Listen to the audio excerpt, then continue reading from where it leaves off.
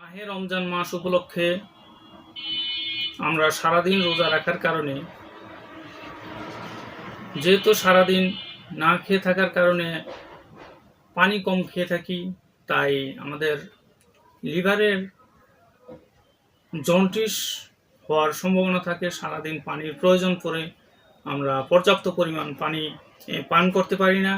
তাই আপনারা এই জন্ডিস থেকে মুক্তি পেতে বা শরীরের ক্লান্তি দূর করতে, লিভারের শক্তি বৃদ্ধি করতে আপনারা এই দুটি ঔষধ সেবন করতে পারেন। একটি ঔষধের নাম দিনার সিরাপ, আপনারা ইংলিশে লেখা দেখতে পাচ্ছেন দিনার সিরাপ। এটি মূলত যকৃতের প্রদাহ, যকৃতের প্রতিবন্ধকতা, পাণ্ডুরোগ, জন্ডিস, শোথ, কোষ্ঠকাঠিন্য, ফুসফুসের আবরক ঝিল্লির প্রদাহ এবং জ্বরের বিভিন্ন সমস্যা দূর করতে সক্ষম।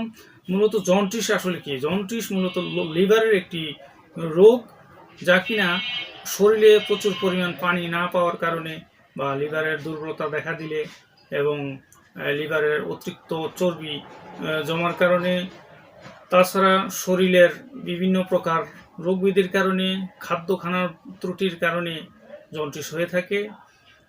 জন্ডিস আবার বিভিন্ন ধরনের হয়ে থাকে। মূলত এসবিএস বা এসবি ভাইরাস বা লিভার সিরোসিস ইত্যাদি সমস্যা হয়ে গেলে সেগুলো আবার একটু কঠিন হয়ে যায় চিকিৎসা।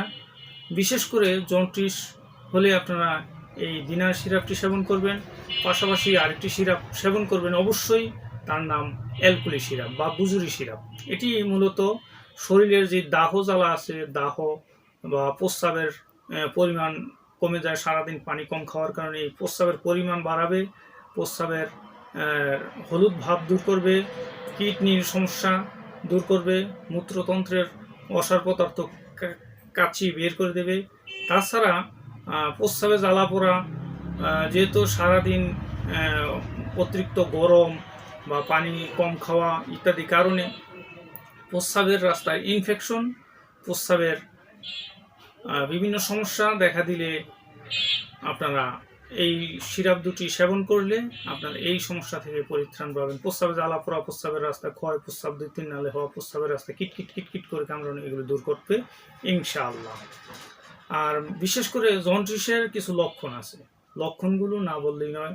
চোখের যে সাদা অংশটি, এটি হলুদ বর্ণ ধারণ করবে, আঙ্গুলের নখগুলো হলুদ বর্ণ হতে পারে, হাতের তালুগুলো হলুদ হতে পারে, মাথা ভার লাগতে পারে, শরীরে জ্বর জ্বর একটা ভাব থাকতে পারে এবং খাওয়ার রুচি কমে যেতে পারে, বমি ভাব হতে পারে, পায়খানা প্রস্রাবের ত্রুটি দেখা দিতে পারে, প্রস্রাবের রং হলুদ হতে পারে, প্রস্রাব পরিমাণ কমে যেতে পারে এবং শরীর দুর্বল নিস্তেজ লাগতে পারে এবং খাওয়া দাওয়ার রুচি কমে যেতে পারে ইত্যাদি সমস্যা দেখা দিলে আপনারা মূলত একজন ইউনানি আয়ুর্বেদিক চিকিৎসকের পরামর্শ অনুযায়ী অথবা সরাসরি আমার ভিডিওর লাস্টে দেওয়া ফোন নাম্বারে যোগাযোগ করে আপনারা ওষুধ সংগ্রহ করে সেবন করতে পারবেন।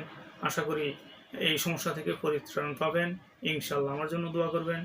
আর আমার ভিডিওটি ভালো লাগলে লাইক, কমেন্ট, শেয়ার করবেন এবং সাবস্ক্রাইব করবেন। আমার জন্য দোয়া করবেন। আল্লাহ হাফেজ।